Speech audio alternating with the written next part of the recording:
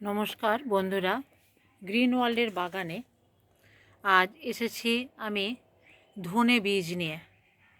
তো প্রথমেই বলে রাখি যে মাটিটি কিভাবে তৈরি করলাম। মাটিটি প্রথমে উপরের মাটি একটু তুলে দিলাম। এখানে তো আমার অন্য গাছ ছিল, সেই গাছ যখন তুলে ফেলে দিলাম, তো তারপর উপরের মাটি একটু তুলে দিলাম। তুলে দিয়ে আমি তলাটাতে অনেকটা একটু লেয়ার রেখে অনেকটা সবজির খোসা দিয়ে দিলাম, এমনকি শুকনো পাতাও দিয়েছি, সবজির খোসাও দিয়েছি। এখন সবজির খোসা মিক্সড মাটি আমার তৈরি করা আছে, আমি তা সত্ত্বেও এখানে দিলাম, কারণ অনেকটা সবজির খোসাই ছিল। তো এই যে সবজির খোসাগুলো আপনারা দেখতেও পাচ্ছেন, বলার কিছু নেই। আর এরপর আসি, সবজির খোসাটা দিলাম, তারপরে আমি উপরে একটা মাটির লেয়ার দিয়ে দিলাম, তারপরে ধনে বীজটা ছড়ালাম। এখন ধনে বীজটা দেখুন, আপনারা লক্ষ্য করে দেখুন, মিডিলে ছড়িয়েছি। আর সাইডে সাইডে যেটা দেখতে পাচ্ছেন, এই যে একটু গোল করে পালংয়ের চারা, তো পালংয়ের চারা এটাও পুঁতে দিলাম। পালংটা আমার অন্য টবে হয়েছিল, যেখানে আমি খানিকটা আমার তোলার দরকার হয়েছিল, তুলে নিয়েছিলাম। তো কচি কচি ছিল বলে বড় পাতাগুলো তুলে আমি গোড়াগুলো আবার এখানে সাইডে সাইডে গোল করে পুঁতে দিলাম। এখন গাছের আমরা বিভিন্ন অভিজ্ঞতা নিয়ে থাকি, কিন্তু যে যার সুবিধে মতো গাছ করি। এখন সাইডে পুঁতে দিলাম কেন, এই পাতাগুলো কিন্তু এক সময়তে আবার বেরোবে, বড় হবে, এবং মাঝের যে ধনে চারাগুলো বেরোবে, ছোট্ট ছোট্ট অঙ্কুরোদ্গম হবে, তারপরে যখন বেরোবে ওটা কিন্তু খানিকটা ছায়া পাবে। তো ছায়া খুব অল্প হলেও একটু ছায়া পাবে। তো সেটাও বড় কথা নয়, আজ যেটা মূল বিষয়, এই যে ধনে বীজ আমরা রোপণ করি বিভিন্নজন বিভিন্নভাবে। কেউ কেউ নার্সারি থেকে, বা যেখানে সবজির খোসা যেখানে সবজি লাগানোর যে মাটি, তারপর গোবর সার, এমনকি নিম খোল, যে সমস্ত সবজি মানে যেখানে কি দোকান বলবো, এই সমস্ত দোকান যেখানে সবজি গাছের যে সমস্ত জিনিসগুলো পাওয়া যায়, তো সেই দোকান থেকেও বীজ কিনে নিয়ে আসেন। সেই বীজের কিন্তু দাম আলাদা, একটু দামটা বেশি। এখন কেন বেশি, সেখানে একটা কেমিক্যাল দেয়া থাকে যেটাতে বীজটা ভালো থাকে, এবং যাতে প্রত্যেকটি বীজ অঙ্কুরোদ্গম হয় সেই রকমভাবে বীজটিকে তৈরি করা হয়। এটি কিন্তু সেই ধনে নয়, এটি কিন্তু মুদির দোকানে যেটা আমরা রান্নাঘরে মশলা হিসাবে ব্যবহার করি, দেখুন একদম সাদা। যেখানে আমরা নার্সারি থেকে যেগুলো নিয়ে আসি, হয়তো সবুজ একটা আস্তরণ থাকে, বা লাল আস্তরণ থাকে, বা পিঙ্ক আস্তরণ থাকে, এটা কিন্তু একদম সাদা, যেটা আমরা রান্নাঘরে ব্যবহার করি। এটা দাম 2 টাকা। এইটাই যদি ওখানে কিনতে যাই তাহলে হয়তো আমাকে 20 টাকা 30 টাকা নেবে মিনিমাম।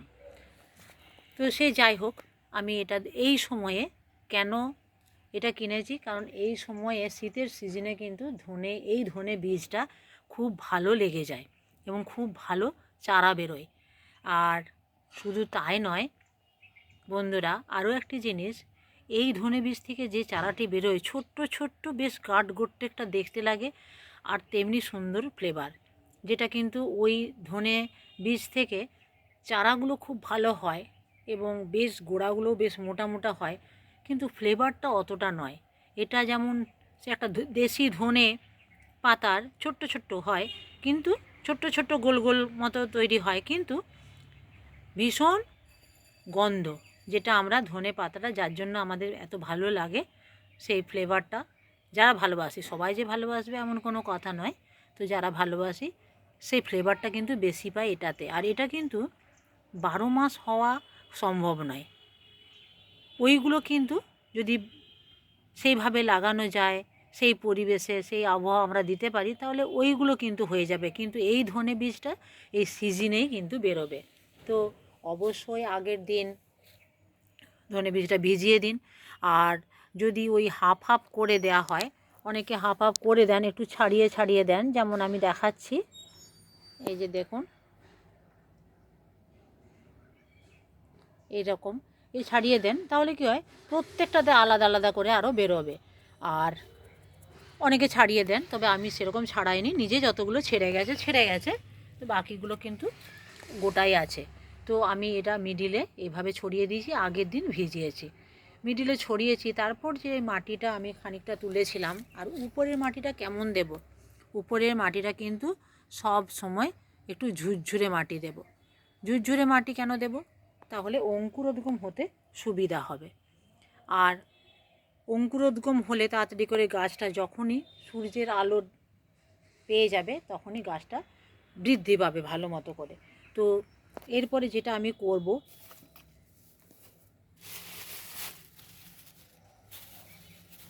একটু একটু করে মাটি এর উপরে আমি ছড়িয়ে দেব। আর এই যে মাটিটা প্রথমে যেটা বলেছিলাম যে একটু নিমখোল দিয়েছি,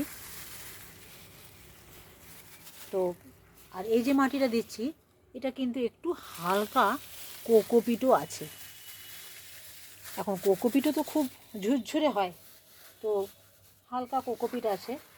আপনারা যদি গোবর সার মিশ্রিত বা সবজির খোসা মিশিয়ে যে মাটি তৈরি হয় সেই মাটিতেও বীজ রোপণ করেন, তাহলে কিন্তু খুবই ভালো হবে। কারণ ওই মাটিতে কিন্তু সবজিও ভালো হয়, যে কোনো শাক জাতীয় খুবই ভালো হয়। আর যেহেতু আমার কাছে একটু কোকোপিট আছে, আমি কোকোপিটটা অল্প মিশিয়েছি, এই যে দেখতে পাচ্ছেন, এই যে কোকোপিট তো খুবই হালকা, আমি ছাদে একটু ব্যবহার করি, কারণ ছাদে মাটি তো আমি ব্যবহারই করি না, এগুলো সবই সবজির খোসা দিয়েই মাটিটা তৈরি হয়েছে। যেমন দেখালাম যেভাবে, পুরো মাটিটা উপরে সবজির খোসা দিয়ে তারপরে আবার একটা লেয়ার মাটি দিয়ে দিলাম, তারপরে আবার এটা বীজটা ছড়িয়ে আবার দিচ্ছি। যেটা দিচ্ছি সেটা আমার অনেক দিনের সবজির খোসা দিয়েই তৈরি, তো যাতে টবগুলো হালকা থাকে। আর অবশ্যই সেই মাটিটা যে প্রচুর মাইক্রোনিউট্রিয়েন্ট থাকে এবং ভিটামিন, মাইক্রোনিউট্রিয়েন্ট সমস্তটাই ওটার মধ্যে বজায় থাকে, তো এতে কিন্তু সবজি ভালোই হয়।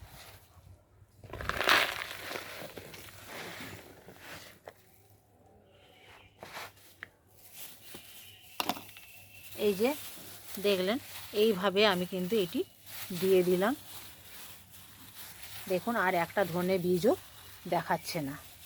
আর এই সাইডে সাইডে একটু মাটি দিয়ে দিলে ভালো, তবে এটার জন্য আর আলাদা দরকার নেই, এতেই কিন্তু এই পালংগুলো ভালো হবে। এখন দেখুন পালংগুলো কিন্তু পরিষ্কার দেখাচ্ছে, ধনে বীজগুলো ঢাকা পড়ে গেছে, পালংগুলো পরিষ্কার দেখাচ্ছে। তো এই সাইডে সাইডে সাইডে সাইডে দিয়ে দিয়েছি। এরপর আমি এটাতে যেটা করব, একটু জল ছিটিয়ে দেবো। জল ছিটিয়ে বন্ধুরা, জল ছিটিয়ে আমি উপরে একটা পেপার ঢাকা দিয়ে দেব। পেপার ঢাকা দিলে তাড়াতাড়ি করে অঙ্কুরোদ্গম হয়। এই যে দেখুন, আমি এতে কিন্তু একটু জল দিয়ে দিচ্ছি, আর জলটি কিন্তু খুব জোরে ফোর্সে আমি দেব না, তার কারণ বীজগুলি তাহলে উপরে উঠে আসবে।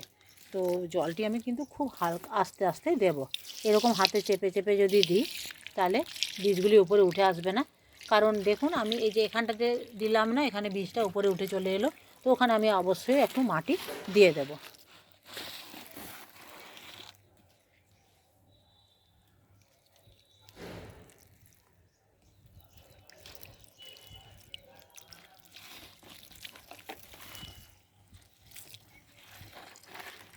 এভাবে পুরো মাটিটি কিন্তু আমি খুব ভালো করে ভিজিয়ে দেব। এটি প্রত্যেকটিতে কিন্তু একটি একটি করে আমি এই যে পালং দিয়েছি, খুবই ভালো হবে, বীজটাও অঙ্কুরোদ্গম হবে ভালো। খুব ভালো করে ভিজিয়ে দিলাম দেখুন। এরপর যেটা করব, এখন দেখছেন পরিষ্কার দেখা যাচ্ছে কোকোপিটটা যেটা ভিজেছে, তো এইভাবে আমি দিয়ে এরপর আমি যেটি করব, একটি কাগজ চাপা দিয়ে দেবো।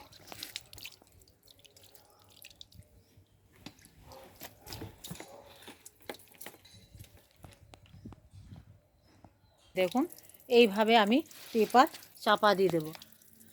পেপার কেন চাপা দেব, ওই যে ধনে বীজগুলো না পাখিতে এসে, ইঁদুরে এসে কিন্তু খুপিয়ে খুপিয়ে খায়, ওরা কিন্তু খুব ভালো করেই জানে যে আমি 12 মাস এটা ওটা ছাদে বাগান করি এবং বীজ রোপণ করি। ওরা এইরকম দেখলেই কিন্তু বুঝতে পারে যে এর মধ্যে বীজ রোপণ করা আছে। তো কাজেই যাতে ওরা খেতে না পায় তার ব্যবস্থা করছি, এই আর কি। কারণ এত কষ্ট করে যেই বীজটা আমি রোপণ করলাম সেটা যদি তুলে খুপিয়ে খুপিয়ে খেয়ে নেয় তাহলে কিন্তু গাছটি হবে না। যার জন্য এভাবে আমি পুরোটি ঢাকা দিয়ে দেব। তো এইভাবে আপনারাও বাগান করুন এবং বুঝতেই পারছেন কত সহজে, কত কম খরচায় এবং একটু ধৈর্য ধরে যদি করেন অবশ্যই বাগান খুব ভালো হবে। গাছ করুন, খুব ভালো থাকুন। কমেন্টে কিন্তু জানাতে ভুলবেন না কেমন লাগলো ভিডিওটি, আর অবশ্যই চ্যানেলটি সাবস্ক্রাইব করে যাবেন। আজ রাখি।